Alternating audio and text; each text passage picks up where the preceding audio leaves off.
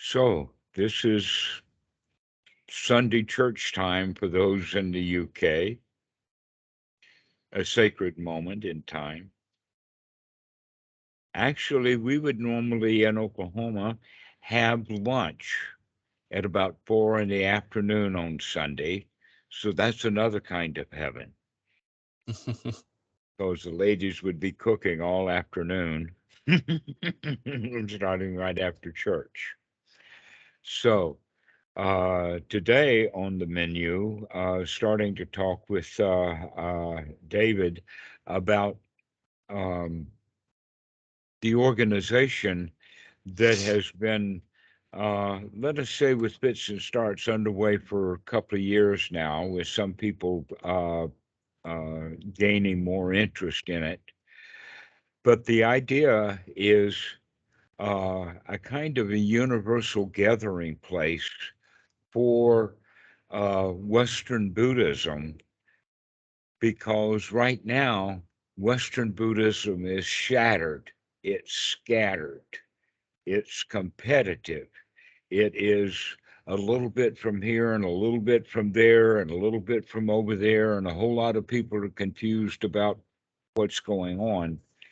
And the one thing that Western Buddhism is missing is uh, actually a quality that's so important that within Buddhism, the religion of Buddhism is considered part of the triple gem, and that is the Sangha. Western Buddhism has no Sangha, it has a Western business model instead. And that not only that, but the Sangha model is almost a no-no in Western society, because whatever Stalin was doing in the Soviet Union and whatever Mao was doing in China, a couple of words got trashed along the way. Socialism and communism were literally destroyed.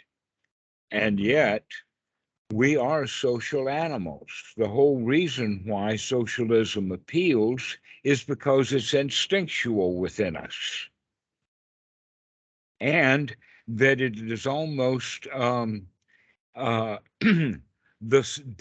the survival mechanism, or the instinct of that brings out the greed that is capitalism. So you could say that capitalism is selfish and socialism is sharing. And it sure would be nice that Buddhism, based upon sharing model and based upon Sangha and based upon friendship, could find some of that in Western Buddhism rather than the Western model that's going for charging money for retreats, gaining name and fame from writing a book, and all of the other stuff.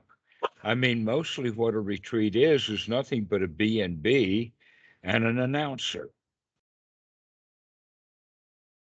And so what we can do is begin to add the Asian model that is actually quite well known in Asia into the Western model, to start making some changes, to start adding some sanghas, to start adding some cooperation and friendship. And that there's several ways that we can do that. One of them is that there are a number of people, some of which may be on this call and have that call, is that they want to find their way into becoming a Dhamma teacher or ordaining or doing something like that, and they don't really have a clue except what's already available in Western Buddhism. And so they'll wind up paying $7,000 for a teacher's course, and all they get out of it is a piece of paper, a certificate, a qualification. That and a lot of internet and probably emails. But the way that we might in fact look at being trained is the way that teachers of the Dhamma have been trained for the past 2,500 years, and that is by being associated with monks. And there just happens to be quite a number of Asian Wats, especially in the United States and Canada. They are in Mexico, they're in the UK, they're in Europe, they're all over the place. But these are cultural centers. And the reason that there's so many of them in the US is because of the Vietnam War. And so we have millions of Vietnamese, Laotians, Cambodians, and Thai already here or already in the US. And the last that I heard, there's about 400 Asian Wats in the US. Well, if we found one guy who was wanting to go hang out at a Wat, we could accommodate 400 guys right off the bat. All we have to do is find the guys who are just in that mood for it. The mood to drop it all, quit their job, and go live in the Wat. Because there, one of the things about the Wats, by the way, in the West is that they were established by the Asian community who wanted a little bit of home. Most of the Asians that came to the U.S. were sponsored by various Christians groups. And so it was only into the 90s when they started building all of these Wats and coming back to their cultural roots. And the Asian people are pretty smart. I mean, they've been Buddhists their whole lives. They know what is a good monk and what's not a good monk. And so if they're going to Asia to go shopping for a good monk, that they're going to pay the way for and deal with the government to get a religious visa and all of that kind of stuff, then they're going to be shopping carefully. So that's one of the things that's quite amazing is that there's a lot of good monks, Thai monks and Thai Wats in the United States, good Laotian monks in the Lao Wats. That's something that's very typical.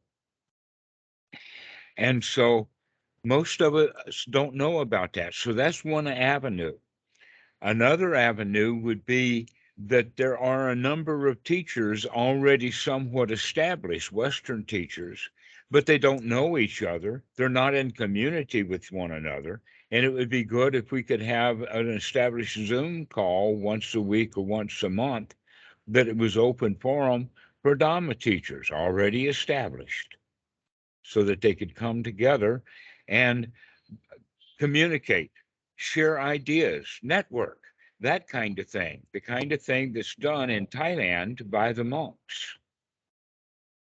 When I was a monk in the United States, I did a lot of traveling around and began to know a lot of the monks. And so that helped with the networking.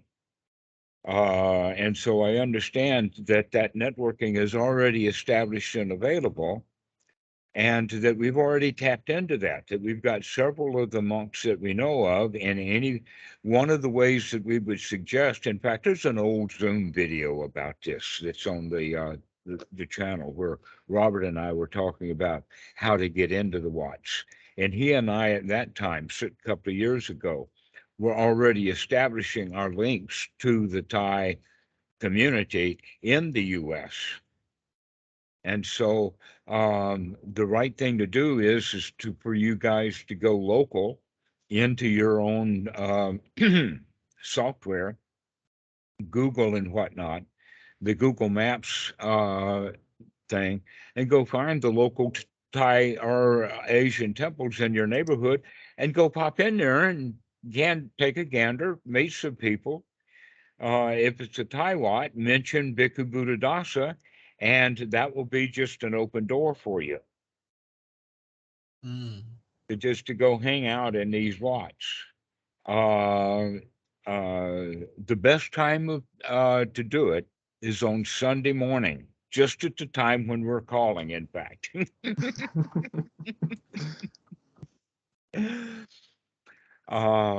And so the reason for that is because Sunday is the normal Buddha day, to where it's goes by the moon. in Thailand, but they've adopted the week because of the Western habits. And so that's where when the people gather, is on Sunday morning, but not for a sermon so much as lunch for the monks. And so that would be a good time to show up. You can see a lot of people and get a feel for the place. Um, and that over time, if you keep going back to the Watts, you'll get more and more familiar. You'll learn the monks' names. You'll figure out who's who. Spend time with the abbot. One of the ways of having good quality time with a really, really high quality monk is by offering to take him places in your car, because he more than likely he wouldn't dare drive himself, but he'll have conversation with you if you offer to give him rides. So this is a way of working into establishing yourself into the Wat, so that eventually, within a few months, you can sit down and have a weekly meditation that we can now advertise for people in your city and community to come to the Watts, so that we can get more and more people associated with coming to the Watts and finding out that there's a lot of stuff valuable there. And so this is what we're promoting through our website, connecting with the Watts, connecting the Asian people with the Western people, so that the Western people will learn Buddhism from native Buddhists rather than from other implanted Buddhists. It's almost like a language, you know. Would you rather learn a language from someone who knows the language you're trying to learn as a second language? That's the problem with learning Thai or learning English in the Thai school, is the Thai teachers, they don't speak English. They speak what is best known as Thailish. And that's best known in India. There's actually a complete dialect now established in India, simply because the Indians didn't know how to speak English, but they taught each other English anyway. So that's what we have in Western Buddhism, is that you have a whole bunch of people teaching a language they don't know. And it's best to go to get in touch with the Asians to learn the language of the Buddha Dhamma. And so this is what I'm wanting to support and to get us in touch with, so that on the website we can add more and more data about uh, what different watts are available and what systems are going on and what retreats are happening, because eventually that will happen, that we'll start doing weekend retreats on the watch. The monks would love to do that, and so would the lay people. The lay people will actually feed you. If you came in on Friday evening and stayed till Monday morning, guess what? Saturday and Sunday lunch will be a feast.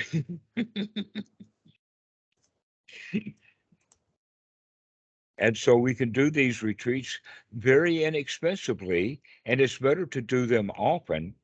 And if we did a retreat once a month at every Watt, that's what, 400 retreats a month that we would be doing. Not we in the sense of the guys who running the website, but people, humans. And that this is the idea of spreading the Dhamma like that. And also being able to, through donations, support those guys who were really serious about getting into the Dhamma, rather than them having to keep their jobs and pay for some well-known teacher to give them a certificate. What model are they in then? It's better if they just quit their job and go hang out at the Watt, and we'll give them a little money. You know, they might need a cell phone or a laptop, or put some gas in their car once in a while. So we can support them a little bit for a couple of $100 a month, so long as they're staying in the Wat, getting a Dhamma education. A lot of people think that if you're going to go live in the Wat, you've got to be ordained, like it was Catholic or something. To where, in that fact, that's not at all true. In most Wats in Asia, and that's also quite true, and even in the West, that most of the people who live in the Wat are not ordained. They just hang out. And so there'll be West Asians there that are probably not ordained, that if they don't sleep there every night, they're there quite often. And these are good people to know too. I mean, if you've got somebody who knows English and is hanging out at the Wat most of the time, he's a good Dhamma friend. And so there's a lot of opportunity. And that's one of the things that I don't spend time encouraging students enough, is to go and go wherever you are in the United States. Generally within a short drive, there will be a Thai Wat. And if not a Thai, then a Lao or a Cambodian or whatever that's available, all the way into Chinese. I mean, even in Charlotte, North Carolina, there's a Chinese Buddhist temple. Wow. That's amazing, isn't it? And they weren't even in the war. Which, by the way, also in Charlotte, there's at least 3 Cambodian Wats, 4 Laotian Wats, 1 Thai Wat, and 3 Vietnamese Wats in Charlotte, North Carolina. And there's not a military base there. That's why the Thai Wat's not big. Basically, this is kind of funny. Is because most of the guys in that did R&R in Thailand picked up a bride and took her back to whatever military base he was in the U.S. And the Thai girls at that military base started a Wat. And so every military base in the United States has a Thai Wat close by, including Shaw Air Force Base in Sumter, South Carolina. There is a Thai Wat. But not in the capital city of Columbia, which is only about 60 miles away. Isn't that interesting? There's also a Thai Wat in Fayetteville, North Carolina, because of Fort Bragg and Fort Hunt in Texas and all over the place. And in fact, because there's so much military stuff in Washington state, there is so many Thai Wats in Washington state. I know of 3 of them. That's a really good place to go, especially to go to Wat Atamayata and that has Achan Reed as the abbot. That's a really good place to start. But there are Wats in every state. Atan Maya Atan Rama? Uh-huh. That, in fact, that word Atamayata is a dead giveaway that this Wat is associated with Bhikkhu Buddhadasa.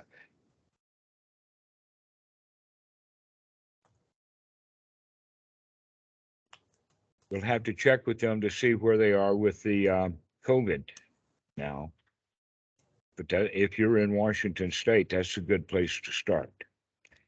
But there, by the way, Keyshawn is checking out the Wats in Chicago.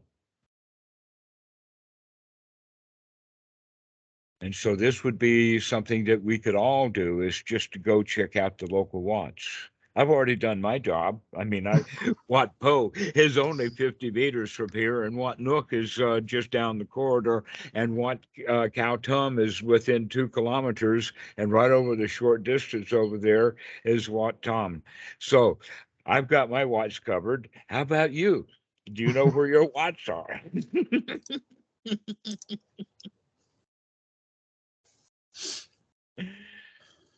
Because that's where we'll also find a lot of Dhamma. There's a lot of monks out there, and they generally don't speak English well, but they speak Dhamma very well. And so this is the idea of the Open Sangha Foundation, is to start making that connection And part of it eventually is to start to take the money and the business then out of the Western Sangha or the Western Buddhism. But that's not the first step to do. That's the last step.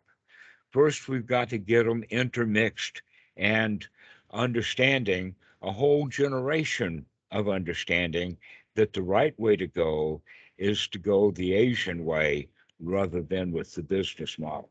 And then the business model will just die out on its own. I mean, look at Christianity. Christianity knows how to get some money now, don't they?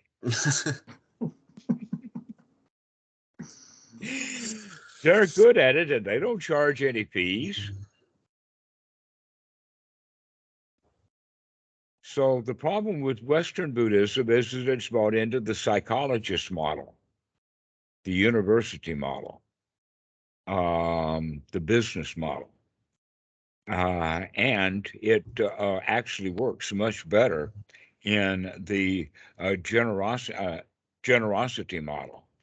I mean, in fact, that's one of the main teachings of the Buddha is to learn to be generous and open-hearted with each other. How can the teacher teach you generosity and open-heartedness when he's got a price tag on it? And not only that, but then everybody gets the business model in mind, so that the retreats, for instance, that there's no preparation for a retreat. You do the retreat while you're there, you pay your money, you got what you did, and when the retreat's finished, business done, and off you go. But that's not the kind of relationships that we're wanting to form at all. No, we wanted good in the beginning before the retreat starts. We wanted good in the middle while the retreat's going on, and we wanted good in the end after the retreat's over. And the way to do that is by getting the generosity model going, getting the Dhamma model going, but that'll only happen when people feel safe and secure with it, when they actually figure out that they can do quite well off of other people's generosity. When you have something generous to give, they'll be generous back with you. So that's one of the ways that I work is that I don't ask for money, but what I don't give any money either. All I give is my time. And so all I'm asking you is to give a little of your time. It will be of enormous value for you also.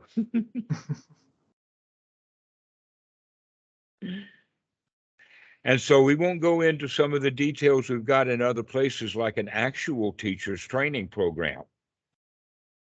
The actual teacher's training program would be including Zoom, to where all of the teachers who want to practice teaching will be there on a Zoom call, for all of the student teachers who want to become a teacher can criticize and critique them.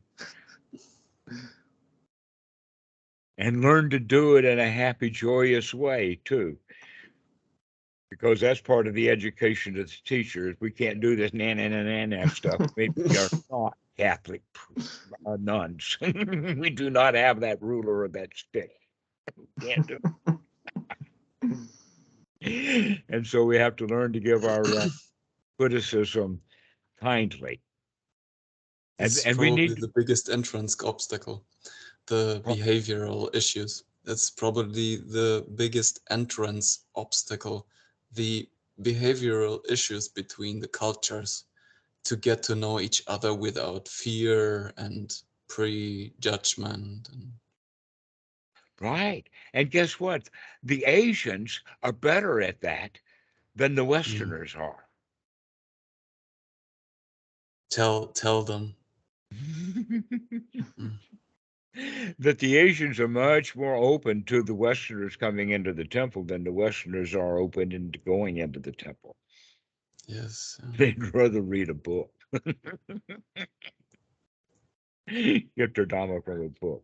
So finding out how to get these meditation classes started all over the place by Dhamma dudes who really take the Dhamma seriously enough to quit their job and go hang out and live in the Wat and be partly supported by the Asian people, and mostly supported by the Asian people in the sense of room and board, but also supported by our community.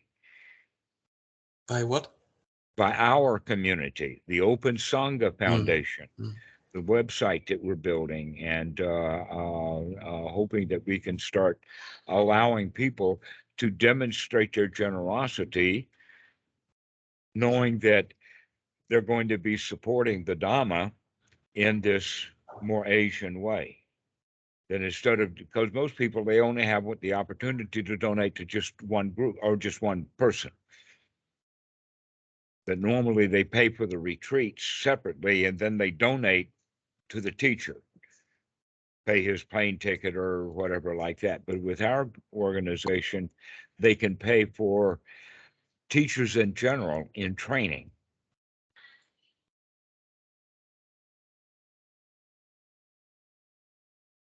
That may not, that sounded like it landed with a thud. Well, No, we'll find a plan B. yeah. This does, yeah, sound like a very practical, like pragmatic approach though to it, because again, not starting completely from like scratch, taking what's already available in terms of the watts, but to help facilitate like as many people really as possible without, like it's really taking, hey, like what's there, how can we use it so that we can share as well and come back to that sharing model. Yeah. There are quite a number of Westerners who have waltzed into an Asian Wat and ordained. I know of 3 personally. It happens. It can happen. Yeah. And And they so and then they don't know each other.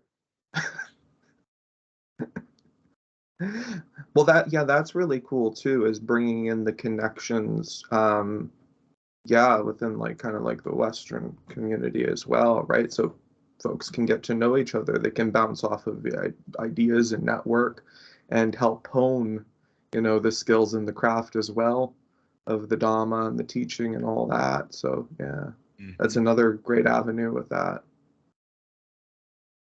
Okay. Well, let's finish this part of the talk then, and we'll cut this off at this point. And I do appreciate you guys listening. Oh, no, we should call for questions. Rita, do you have any questions? Carl, how about you? You got any questions?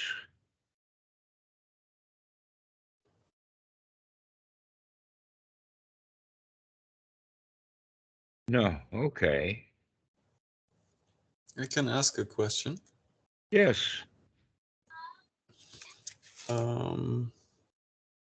Monastic hierarchy versus supramundane noble no hierarchy friendship model.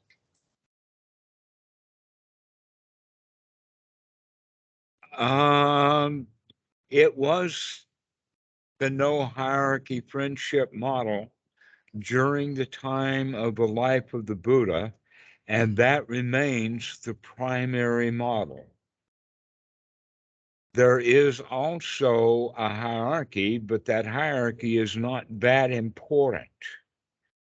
But it does have a hierarchy. There is a 5, there's a 2, which is not important at all, a 5, a 10, a 20, and then another slight one at 40. And what happens is that in the first 5 years after of the ordination, the young monk or the new monk is under the care of his upajjhaya, and that normally that care is then handed off to the achan. That in the ordination ceremony, there are 2 primary monks that are doing the ordination. The upajjhaya is the one who is the presiding, and then the one who talks a lot is the achan. And that normally the achan brings the monk to this senior elder upajjhaya for ordination. And so the upajjhaya, after the ordination, hands this young monk back to the abbot or back to the achan for training. but he is still responsible up for 5 years. After 5 years, a monk is on his own and can go anywhere he wants to go. He is under no obligation to do anything that he's told to do. And in fact, by 5 years of the Dhamma, they've ought to have been able to figure that out by now, that don't nobody run your life. And so that's absolutely there. And so the monk is free to travel, free to go anywhere that he wants to go. The next step is at the step of 10 years. And the 10-year mark is the mark of when they gain the title of Achan. And an Achan means someone who is ready to take care of students on his own. That he can go out and gather up students, but what that means is that those students will remain lay people until he presents them to a senior monk, an upajjhaya, for ordination. Okay, but one can be a formal achan at 10 years. Now here's a kind of caveat on that, and that is that the ordination itself is quite lengthy. And most of it is being said by the achan, which means that if you're going to formally present your students to the upajjhaya, you've got a lot of Pali to learn and to memorize. That's just a side point. Page after page after page after the 45-minute ceremony of Pali. And so you got to be ready for the students at that level. Otherwise, you can go to a well-known achan who already has learned all of that Pali and get him to step in and be the achan for the ceremony. And when the achan, when the upajjhaya presents him, this new student, back to that achan for the care, he will then pass it back down to the achan who hasn't learned the Pali yet. That, I mean, they work together like that. There's no problem. Okay, so the next point then is at 20 years, and this is the point for the thera. And a thera means elder now, like the word Theravada. This is the thera. This is the 20 years a monk, which means that the guy's got to be at least in his middle age. If he ordained at 20, he's 40 years old now.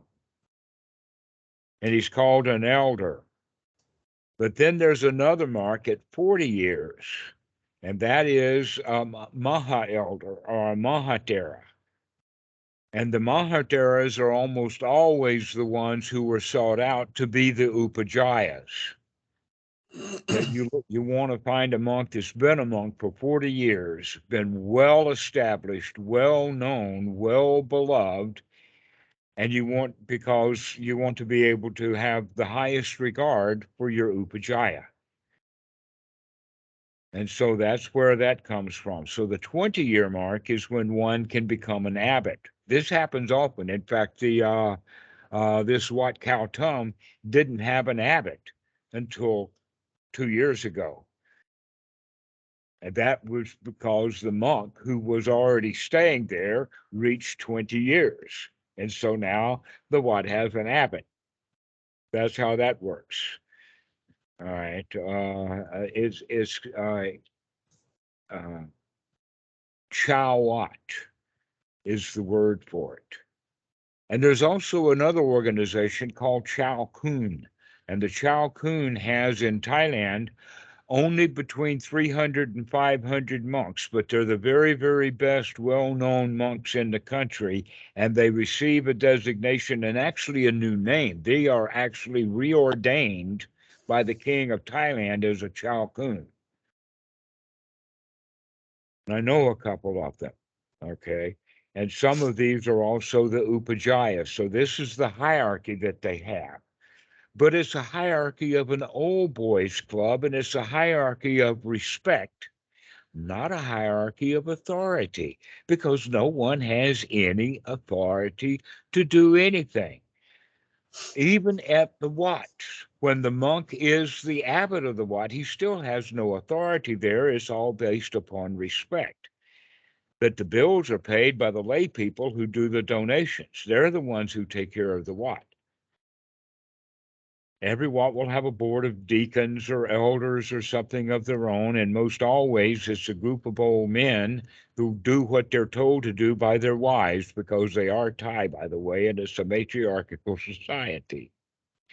And so the old ladies of the Wats are the ones who really run the thing. But if you think about it carefully, that's also true at most Christian churches. It's the grannies who run the place, because if they didn't come, the place would fall apart.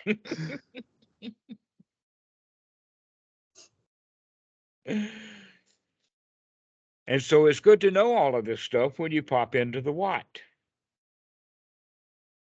Gives you a little history and background so that you can hear the names of what people are called and know what kind of level that they and respect that they have. But you always want to find the abbot. That's the first thing. And the second one will be to go find the nearest granny and make friends with her too, because most likely the nearest granny is the one who's been following you around anyway. Because she's the one who actually runs the place. She's the head, she's the granny of the grannies. And there'll generally be a lady like that. And she'll be the Find sweetest, granny. most beautiful of, pardon? Find granny. Just writing down. Find granny, that's right. Right. Find the abbot and find granny and make friends with them, and you're in. And so this would be good for people to think, if you haven't even thought about going to the Wat, think about it. Think about, yeah, that's if you want to find a little bit about Buddhism, go find it at the Wats, because they're all over the place. I was looking for it's probably maybe a year or 2 years ago, and they took the site off now. I don't know why. It's a Vietnamese what in my city, and I can't find it anymore because they took their internet presence off. So No, that's probably not what happened. Probably no one at the Watt remembered that they had to renew their 4-year whatever contract with the hoster, and they lost their Watt. A lot of websites go dark just because the bill wasn't paid, because nobody remembered that they were supposed to pay the bill. And not only that, but there's a language barrier. And so Vietnamese Watts are normally going to be advertising in the Vietnamese language, and that's not going to do the Westerners any good at all. they even have a Buddhist cemetery and everything. I mean, it was impressive to see the pictures. I mean, it looked like it was a Wat in Vietnam. Mm-hmm. So I bet that the Watts there, but their website's down. There has to be a way. Well, you've been there before, so you can find your way back over there. And I would recommend just go over there, probably on Sunday morning. If it's dead on Sunday morning, it's a dead Wat. I wasn't physically over there. Oh, so I was okay. searching for the address because it's from the perspective. Then I remember that it was like, why is all this so cryptic? Why is it so hard to find their address? Why is everything so boxed in and boxed in and boxed in and boxed in? It's like finding your way through a maze, you know? It's probably Languages are just like that. language barrier and You maybe think this finding thing your with a way to a temple in town is hard? Think about Westerners trying to maze their way through the translations of the Dhamma into English from the yeah. old Pali. Yeah. It is really a maze. That's why Buddhism is so amazing. Yes. Yes. And the funny part of it is that it's just easy if you know how to look at it. Yes. If you know what to do, Yeah. if you see what's going on, if you know how to put the puzzle together. Or as the old joke goes, there were three priests, two old priests and a young priest, that were out for a stroll at the way, way back part of the monastery. And the first old priest just walked across the pond, just the edge of the pond, but it was a marshy over there and the pond was over here. So he just walked across the water. And then the other priest, he winked at the young priest, and the second priest walked across the water over there. And then, getting his strength up, the young priest walks and falls right into the lake. And they laugh. He gets out of the lake and tries to dry himself off. And then he tries it again and he falls into the lake again. And as he's crawling out, the old monks, one nudges the other and he says, "Shall we show him where the rocks are?" Yeah. This is very fitting. Mm-hmm. Right. That we have to know where the stones are. Otherwise, we'll, slip and fall in, which is what happens with a lot of Western Buddhism, that it slips, Advertisement. it falls into what we're used to rather than um, going after the this other thing that's available. Now, had I not been a monk in the United States for 8 or 10 years, looking at all of this stuff, I wouldn't know any of this stuff. But now that I do know, I guess it's my job to let it out, to make this public, to make this connection. I did it when I was a monk. I brought a lot of Westerners into the Watts, but only a few. I mean, one or two people at a Watt. In fact, I left Watt Greensboro with two newly ordained Westerners there.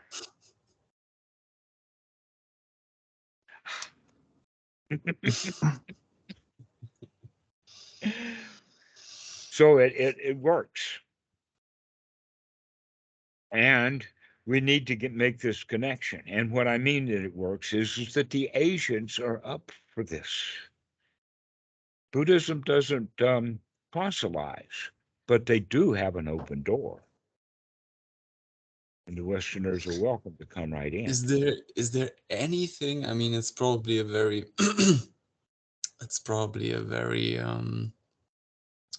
presumptuous question. Anyways,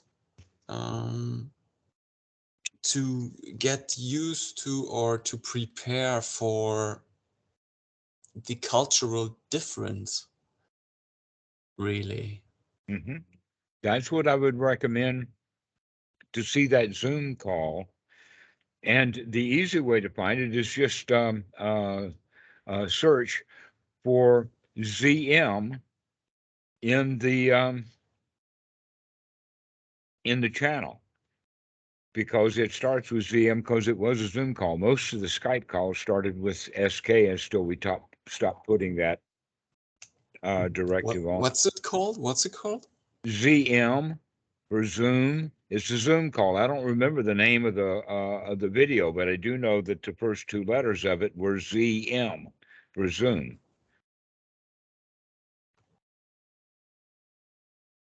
And there, Robert and I have a dialogue of how to present yourself to a Thai Wat, but it's basically that protocol is for an Asian Wat. And in fact, California, Robert? Pardon? California, Robert? Or UK, Robert? No, a Robert who lives here in Thailand. Aha. Another Robert. The ways of the Dhamma. Mm-hmm. Yes, he speaks fluent Thai and knows many of this. In fact, he is more familiar with the some of the abbots in the United States than I am, because it's been 12 years since 2008, 14 years since I've been there. So things have changed. But Robert knows more, and we've got a good connection already into I mean, the abbots in the U.S. all know each other. And so if you can give me a city that you want of the what that you want to move into, Robert and I will get in contact with our abbots to find out who the abbot is, make a contact, and put a good word in for you, because that's how the Watts operate. That would be, really great if Ajahn Reet tells Ajahn Tanet that Robert has called and has a new student who wants to come visit you. Would you like to meet him? And the answer is certainly, yeah, sure. It's an old boys network, and we know how to plug in and operate that old boys network. And so anybody who wants to move into a Wat, I know just how to get them in. All I need to know is the name and the telephone number of the abbot of that Wat. And if he doesn't speak English, I'll get Robert to talk to him in Thai. Vietnamese were a bit stuck, but more than likely, huh? It's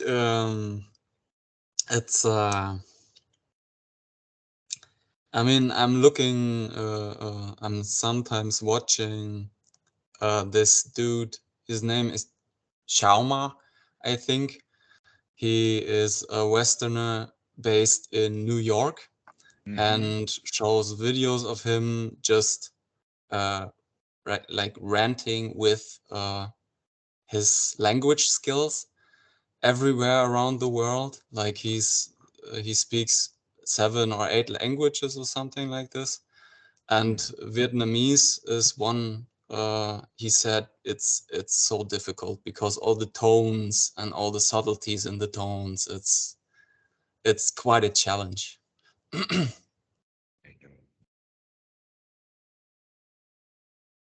I know. I have stood there in a Theravada / well, Mahayana and Theravada are the same, but with a Theravada book written in the Vietnamese script, listening to the chant in Vietnamese and not having a clue.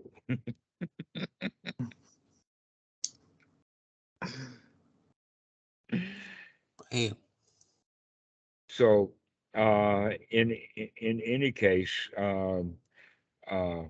because you know the script. If you've had anything to do with Vietnamese, you know that their script is a Roman script with dashes and dots and doodads, and I mean it's just absolutely freckled. And if you don't know what those freckles mean, you don't know what that letter is actually used for, and you'll think that it's used the way that it is in Western. You don't have a clue. There is no place to start.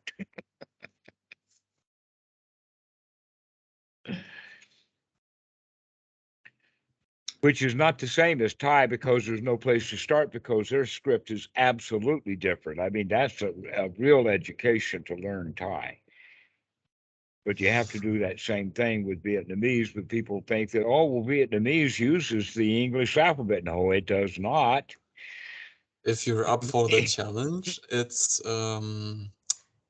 probably one of the best ways to really change the way your brain works.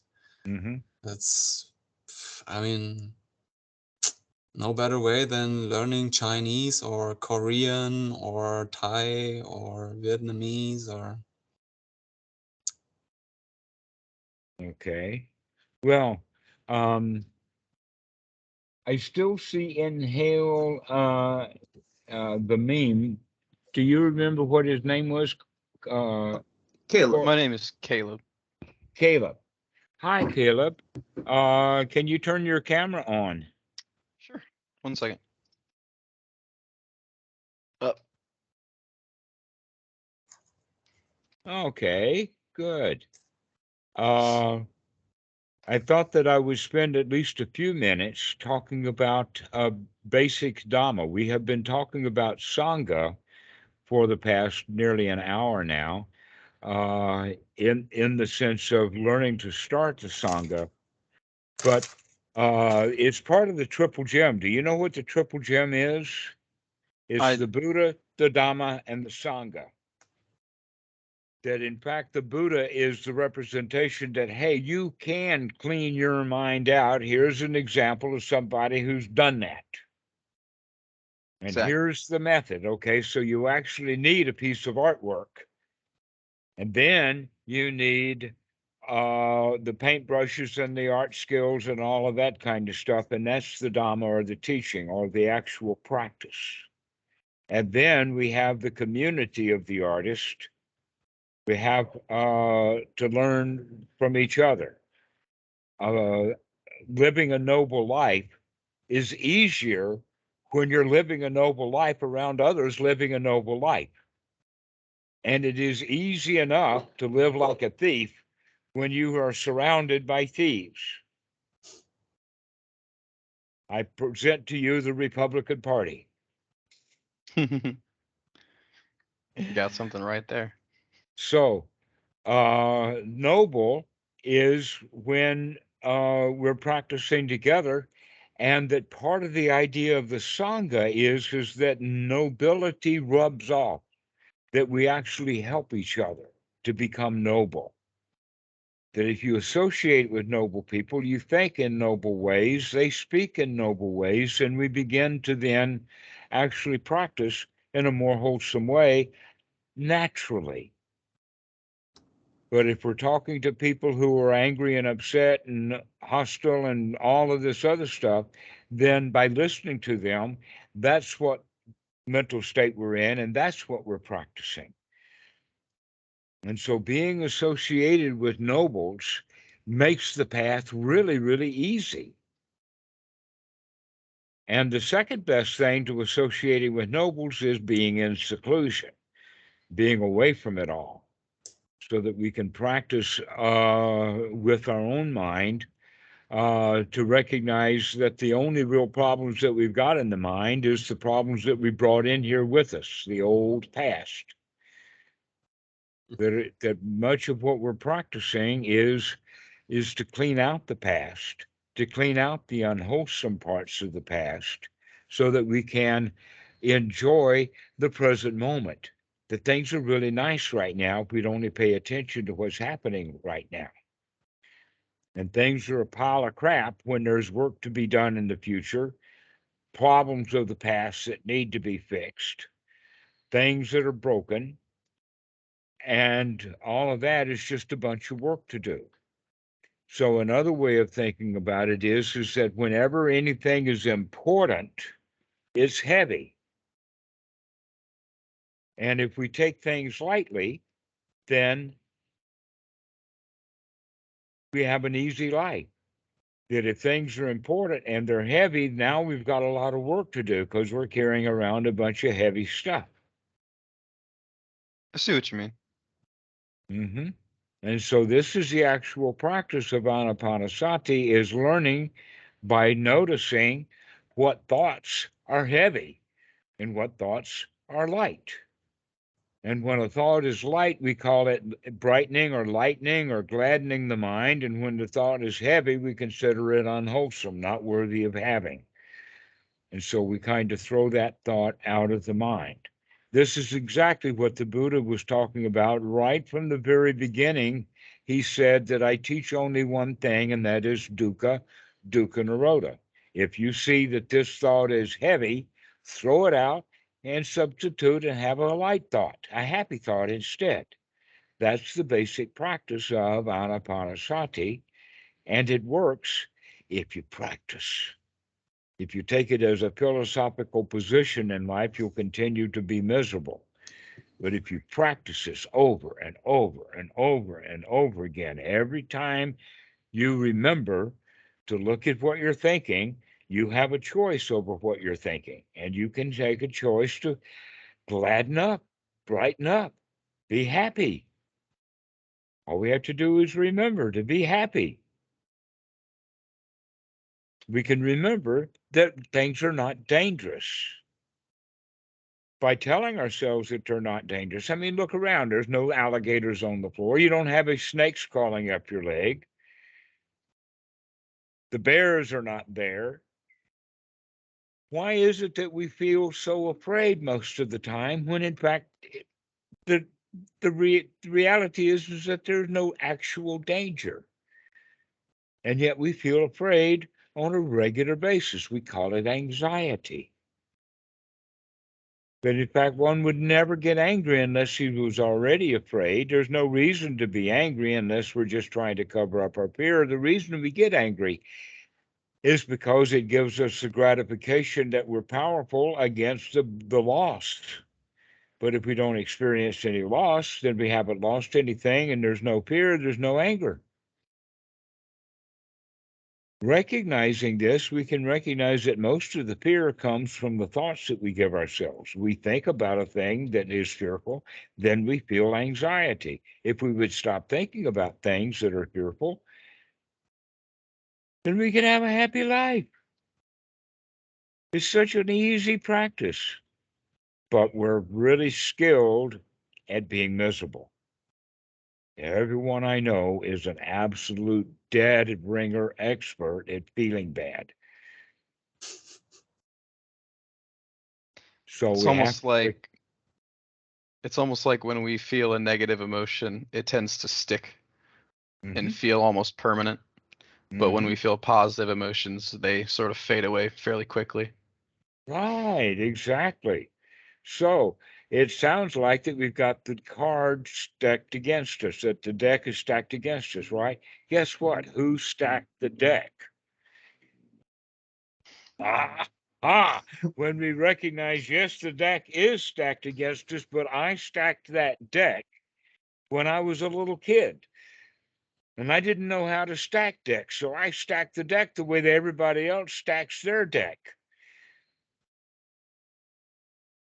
And now my deck is stacked against me. I can shuffle these cards around. I can change the way that I manage my data.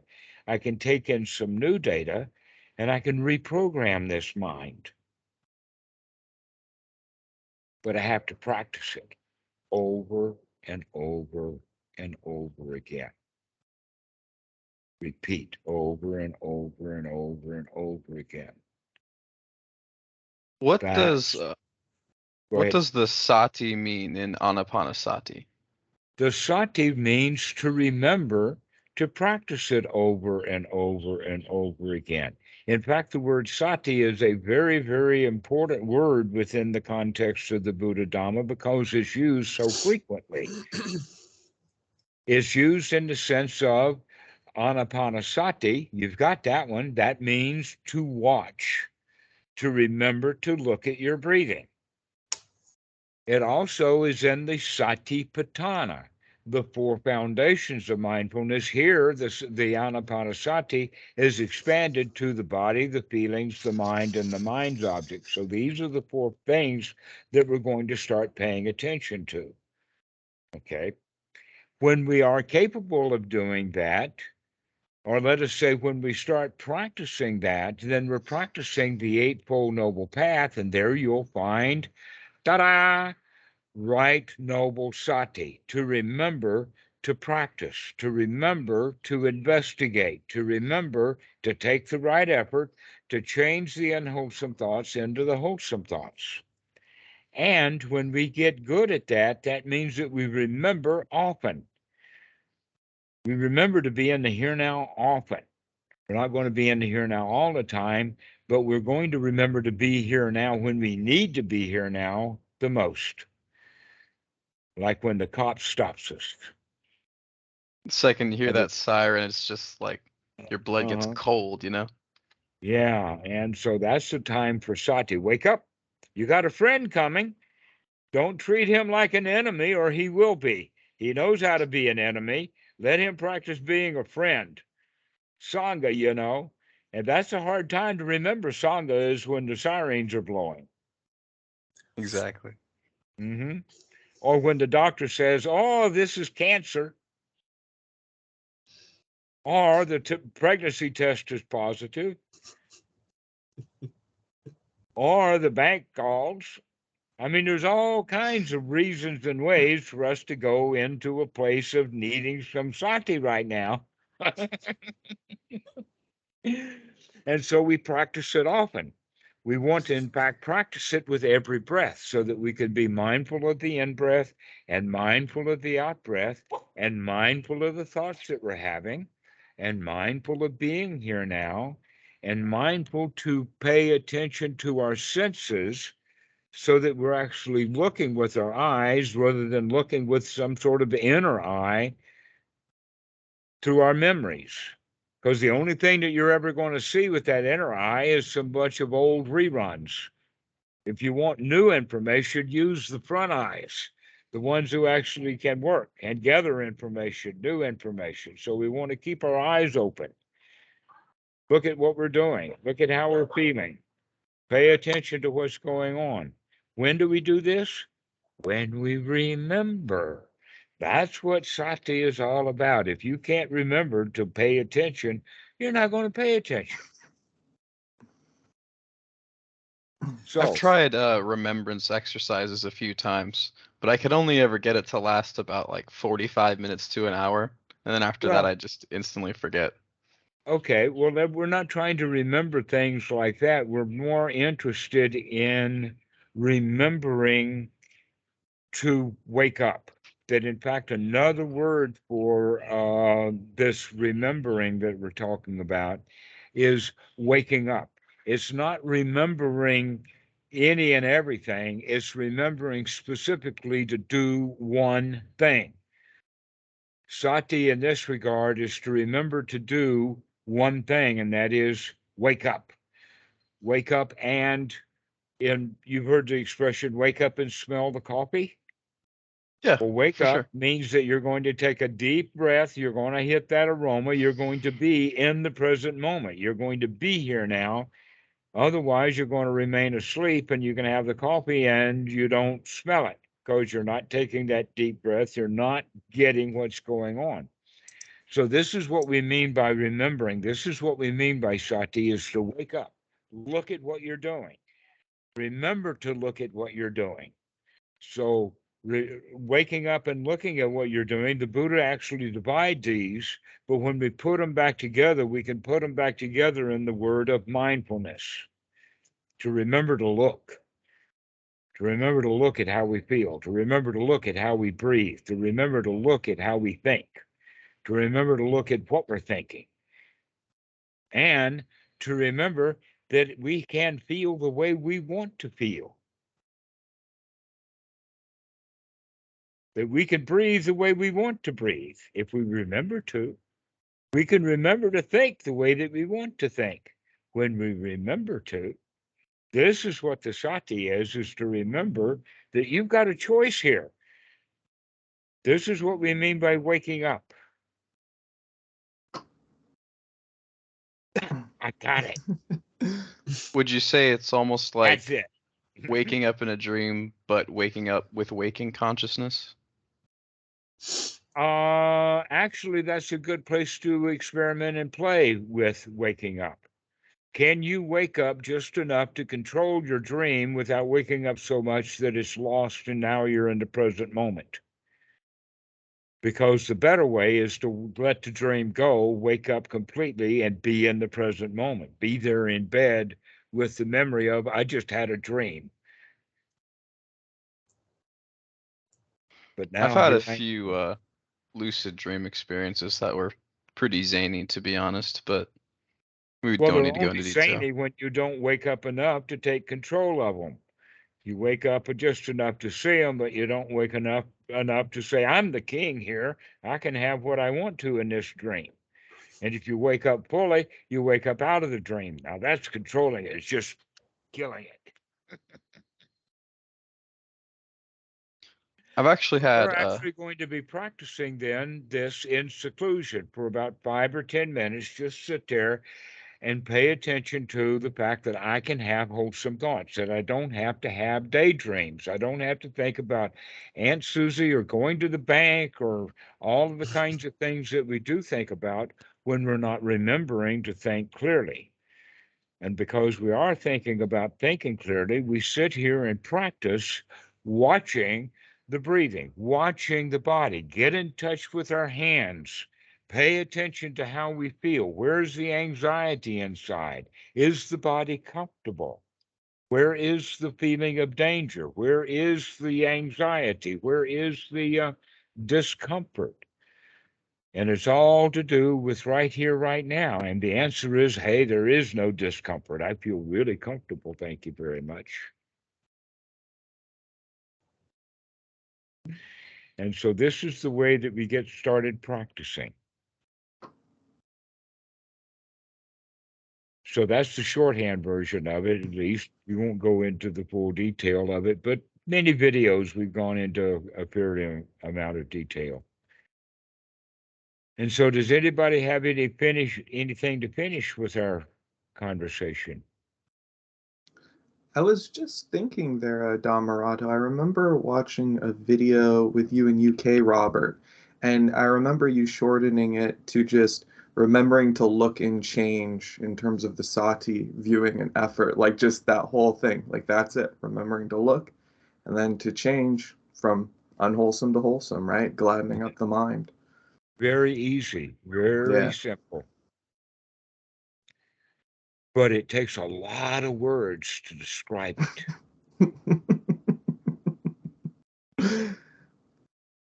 And since a picture is worth 1,000 words, I'll demonstrate it.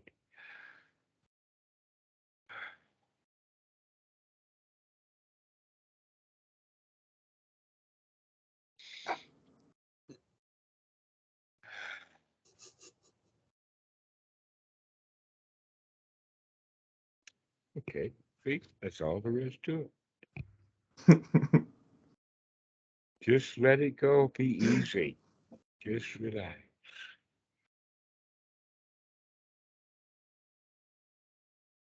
Except that that's not enough, though. I mean, you can look at that picture and say, okay, well, everybody knows how to do that. Well, the answer to that is, well, if everybody knows how to do it, why aren't we going around doing it all the time? Maybe because we don't remember. We don't. You blew my punchline.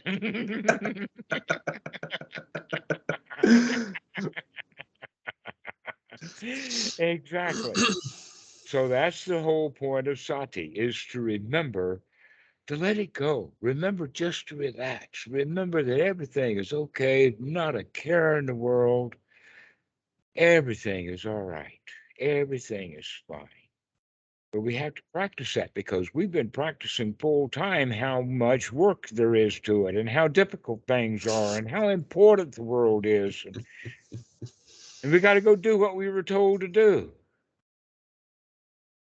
I got a draft card here, you know.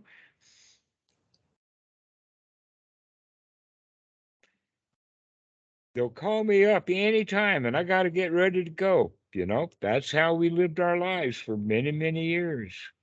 And it seems like that even though the draft cards are gone, that worrying about, oh, I've got to go do something is really ingrained into our society now. That we never do come to a state of the job is done. We have full employment. As soon as this job is done, the guy's got a new job to give to you. And so, when are we going to remember that the job is done? When can I finally take a rest? Let it go. Everything is all right. Let me take the rewards now. for all of that stuff that I did all of that time. And as soon as I finished the job, I had more work to do, and I never bothered to take my reward of satisfaction for having a job well done. So now I can have a big satisfaction for a job well done and just relax. If I can remember to relax, that's what Anapanasati is all about. And it's stated that way. I mean, if you read the Anapanasati, you said to with this frame of mind that I'm giving you, you say, of course, that's what it's about. There's nothing else there. They use really weird words like tranquilize instead of using words like relax.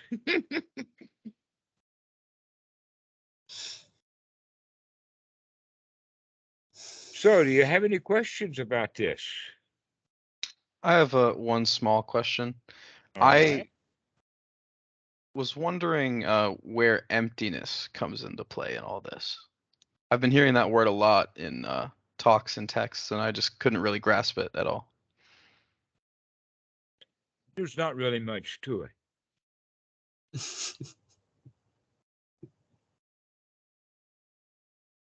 Nothing to it. It's an easy concept. Okay. Okay.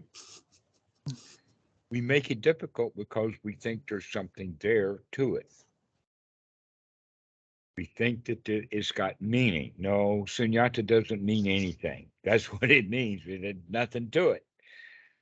Okay. Like fear, there's nothing to it. Anger, there's nothing to it. Mindfulness, there's nothing to it. How about DJ? Is there anything to that? How about Veda? Is there anything to that? We put great importance on it. The self is important. That's why they call it the self-preservation instinct. We want to stay alive. We love life. The only thing that is important is staying alive.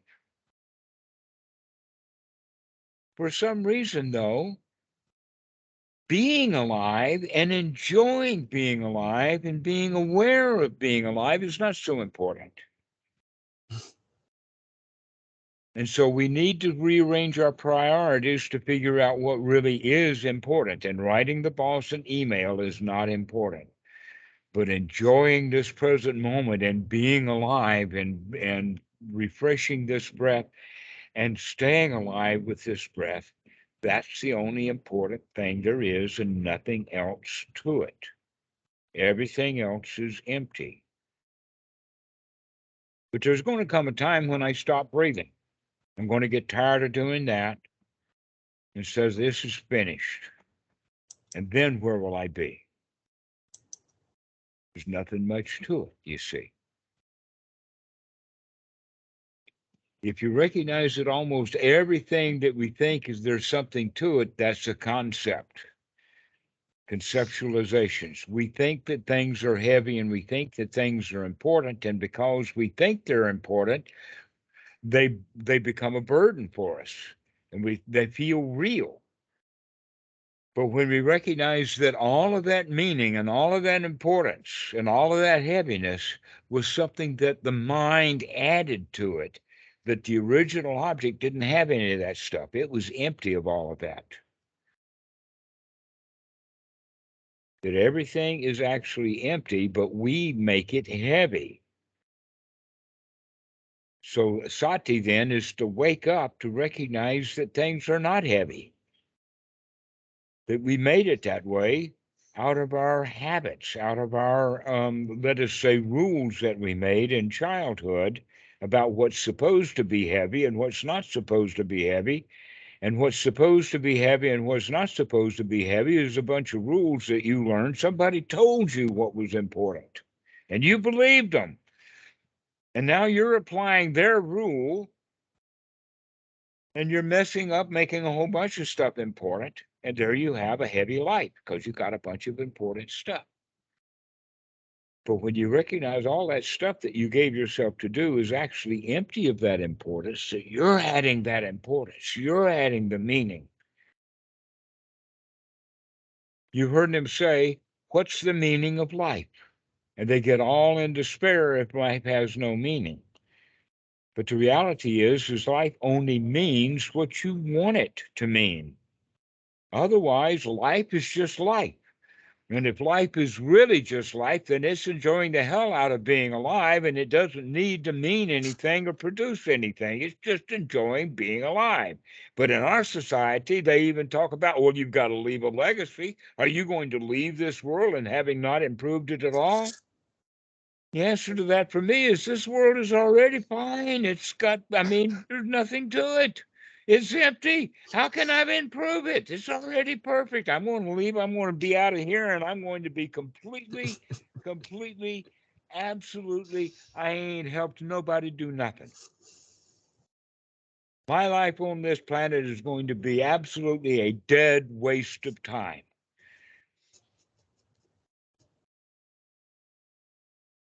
Because there's nothing to it anyway. There's no time there. So start enjoying wasting your time. One of my friends the other day, I sent him a video and he says, well, I'll watch it when I make time. And I posted back to him, you know how to make it? I don't know how to make time. All I know is how to spend it, but mostly I'm really good at wasting it. I know how to do that. That's for sure. Okay, well, enjoy wasting it. Enjoy being really good at wasting time because there's nothing to it. I mean, why should you make your time important? You got plenty of it until you die, and after that, you don't care. So why should you care now?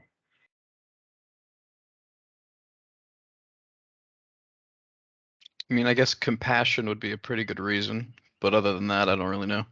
Then be compassionate for yourself first. How are you going to be compassionate to other people who are out there suffering if you're not going to be compassionate enough to yourself so that you're not suffering? So get your own compassion going so that you're not suffering, and then you can use that knowledge as compassion to go help other people not be so fretful. Teach them sunyata. Teach them ain't nothing to it. Forget about it. It ain't important after all. Never mind. Never mind. Start again. I guess the closest thing I've ever had similar to that was an experience I had when I was about 11. I used to have this giant phobia of falling over, even on like the dirt, grass, even, Mhm.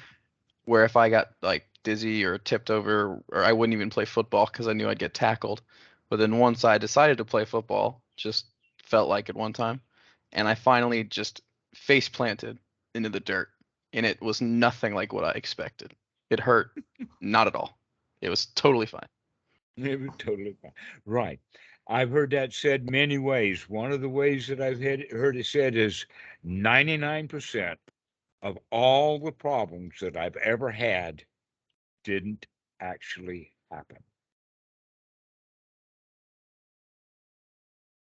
99% of all the problems that I've had in my life didn't actually happen. Where are they now?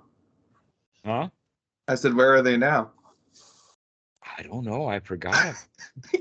Forgot all about them. I made them up.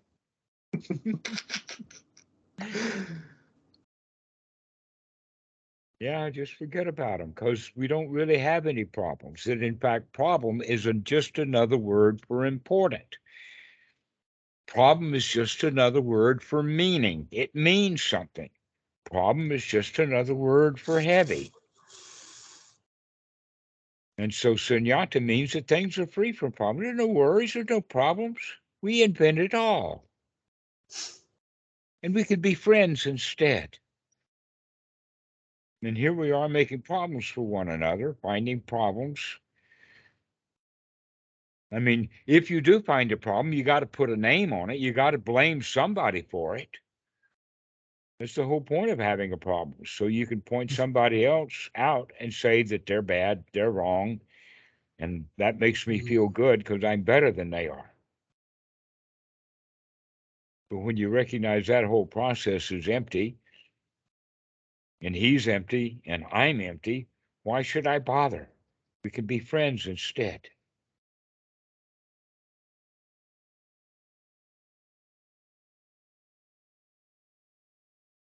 So friendship is where it's really all about. And here you have people, as we were talking about in the beginning of this talk, we have people out there charging money to teach people this. Well, if they're charging money, they must think the money's really important. How can somebody teach who's charging money? How can he teach sunyata when everything is empty? But in fact, you already probably have heard, Dave, the secret is out. The US dollar is empty. The only reason it has any value at all is because there's 200 million billion people who are fruitcakes enough to think that it's got value. That's the only reason it's got any value, is because somebody thinks so. That's also the price of art. The only reason why a piece of art has value is because somebody thinks so. Otherwise, it don't mean a thing on its own. Supply and demand, you know? Right. Okay. And when it's you kinda stop interesting. demanding, you've got a huge supply. hmm And I when was you about are, to. go ahead. Okay, I was about to say, supposedly there's no demand for suffering, right? But the supply of it is pretty high in the human population, I'd say. Well, actually, the reason why there is so much suffering is because there is so much in demand. If people were not demanding things, there would be very little suffering. But if we didn't demand things, we could share. It's because we demand things that suffering is there. So, in a way, you could say that knowing that, we actually create suffering because we demand it. This is very good information for the meditator to sit there, and the reason that he is suffering right now is because he demanded this. He wanted something, and now we're in the state of want. Must have been important.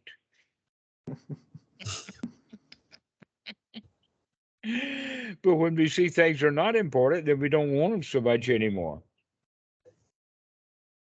And along the way, we do it wisely. We figure out what is really something that I want, something that means something to me. And I can be more discriminating, because in the old days, any and everything I saw, I wanted. It's kind of on what they call a seafood diet. I only eat the food I see. Anything I see, I want it. Okay. So we can become discriminating and recognize that, oh, I've got to be very choiceful about what I want, because when I want something I don't have, I suffer. And so this is Sati. Wake up to what you want. Because if you want something and you don't have it, and people in meditation, they want all kinds of things out of their meditation that they don't get. A lot of people practice meditation and it causes suffering. They were better off without practicing meditation, because while they were practicing meditation, they wanted something. What? They wanted the results of the meditation. They wanted enlightenment. They wanted jhana. They wanted sotapan. They want this, that. They want nibbana already. And nibbana is just a state of being relaxed.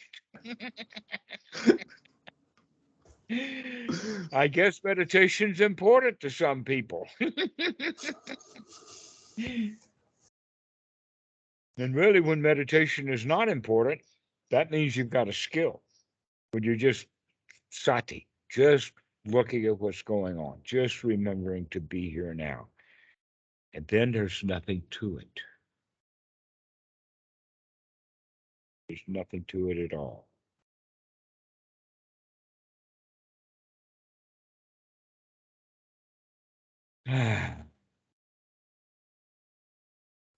So, guys, let's just finish this. This has been a good session. Thanks for listening to me jawbone about Open Sangha Foundation. But it's all the same thing. If we can make good friends, then we help each other. And Western Buddhism is off into the business model of trying to make a profit out of it, trying to make it important.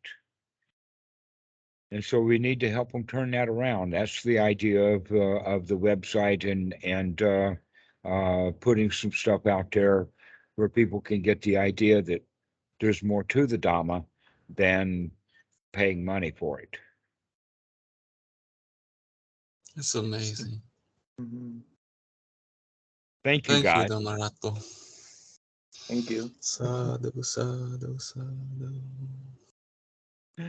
Bye-bye. See you. Bye. Bye.